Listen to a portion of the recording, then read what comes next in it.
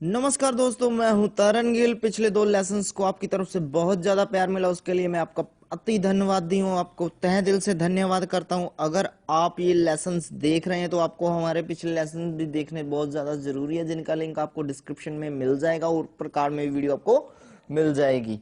तो आप वहां से जाकर ब्लू लिंक पे क्लिक करके आप हमारी पिछली वीडियोस देख सकते हैं। पिछली वीडियोस हमारी आपको देखनी बहुत ज्यादा जरूरी है, क्योंकि इसमें बहुत सारी नॉलेज है आपके लिए, जो आपके लिए लाभदायक हो सकती है, आपके लिए प्रॉफिट हो सकती है। तो आप ऊपर जाकर वीडियो देख सकते हो। अब हम हमारे 12 में से 2 काल, दूसरे काल के बारे में जानेंगे, जिसका नाम है प्रेजेंट कॉन्टिन्यू टेंस। ये हमारा दूसरा टेंस है। पिछला टेंस हमने जान लिया था पहला। तो आज हम प्रेजेंट कॉन्टिन्यू टेंस के बारे में जानते हैं, जिसको हिंदी में अपूर्ण वर्तमान काल के नाम से भी जाना जाता है। जिसको हम हिंदी में अपूर्ण वर्तमान काल कहते हैं। इसको याद रखना है दोस्तों, इसको हिंदी में क्या कहते हैं। मैं आपको फिर कह रहा हूँ, अगर आप ये वीडियो पहली बार देख रहे हैं तो आप हमारी पिछली वीडियो देखनी बहुत ज़्यादा ज़रूरी है। पिछली 2 वीडियोस, पिछले हमारे 2 लेसन आपके लिए बहुत ज़्यादा हेल्प करने वाले हैं। तो आप वो जाके भी जरूर देख लें, जिसका लिंक नीचे डिस्क्रिप्शन में और ऊपर कार्ड में आपको वीडियो मिल जाएगी। तो आप वहां से जाके इजीली वो वीडियो देख सकते हो। आपको वो वीडियोस बहुत ही ज़्यादा हेल्प करने वाली हैं। तो प्रेजेंट कंटिन्यू की आज हम पहचान जानेंगे कि इसको पहचाना कैसे जा सकता है। तो वाक्य के अंत में, हिंदी के वाक्य के अंत में रहा है, रही है, रहे है आता है। रहा है, रही है और रहे हैं, ये आता है वाक्य के अंत के। प्रेजेंट कंटिन्यू टेंस का प्रयोग क्रिया जारी है इसका अर्थ व्यक्त करने के लिए किया जाता है। प्रेजेंट कंटिन्यू का प्रयोग क्रिया जारी है इसका अर्थ व्यक्त करने के लिए इसका प्रयोग किया जाता है। प्रेजेंट कंटिन्यू टेंस का rule: subject plus is am are plus verb plus I N G plus जो अंश बच जाता है, यह है इसकी रचना का रूल।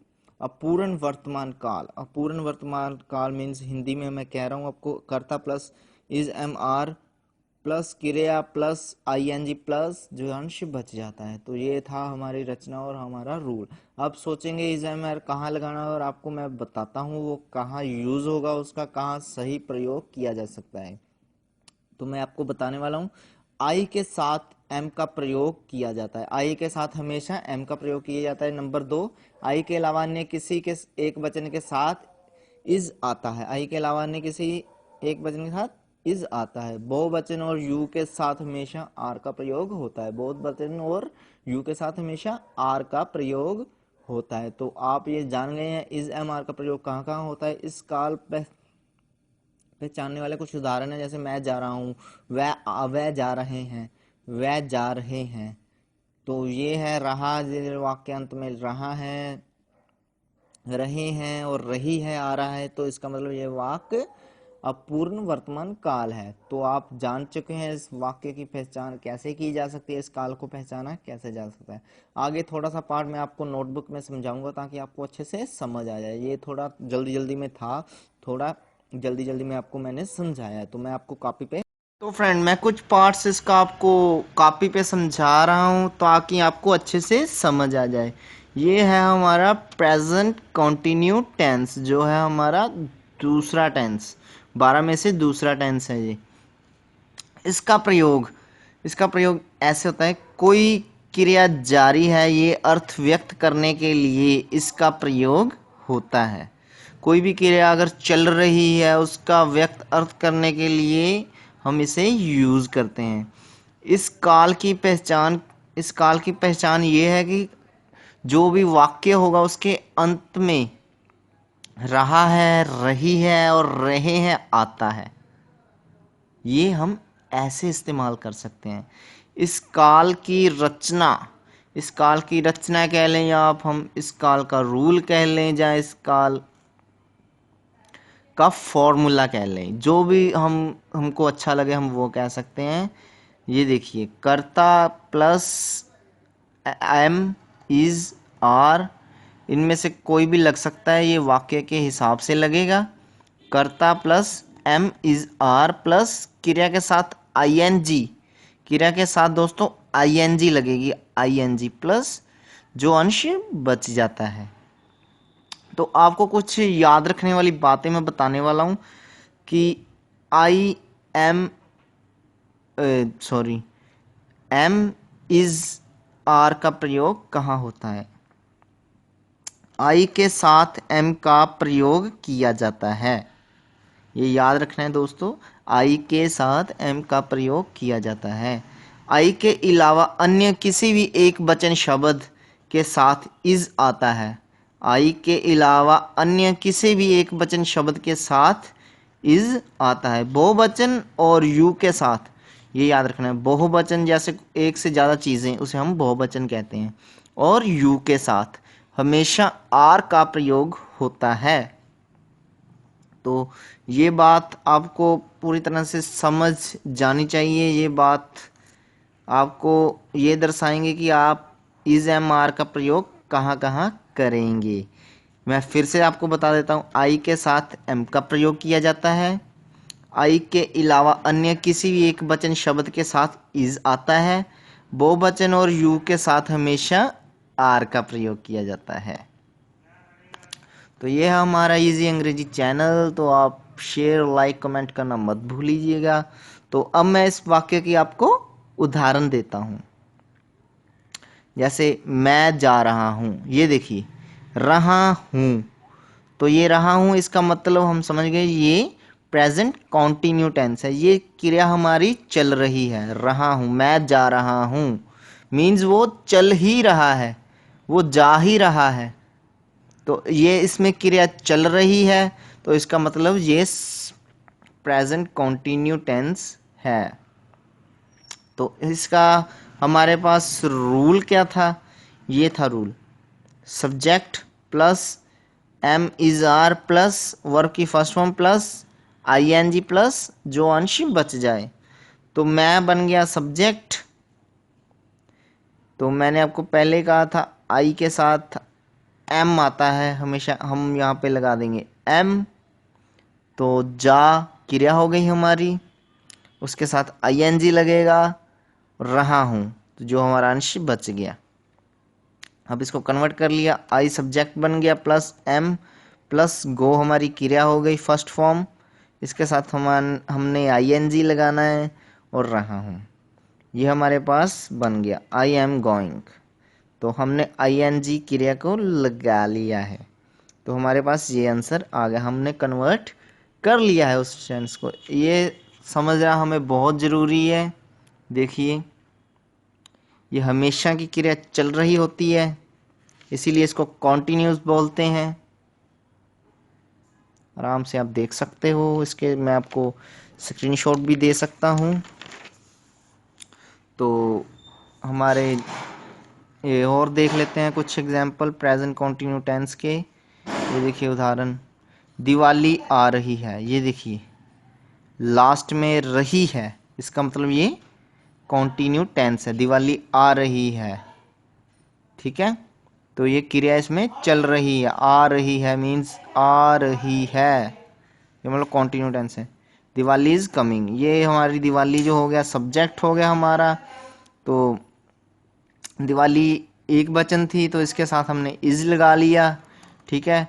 तो ये हमारी वर्ब की फर्स्ट फॉर्म थी कम, इसके साथ हमने आईएनजी लगा लिया। तो ये था फॉर्मूला, ये साथ में लिखा हुआ है मैंने ब्रैकेट में, आप देख सकते हो, मैंने वही यहाँ पे यूज़ किया है। और दूसरी उदाहरण देख लेते हैं हम, मैं अब निकल रहा हूँ, मैं अब निकल रहा हूँ, ये देखिए रहा हूँ, ये देखिए इसका मतलब ये प्रेजेंट कॉन्टिन्यू टेंस है। आई एम लिविंग नाउ, इसका हमारे पास आंसर बन गया।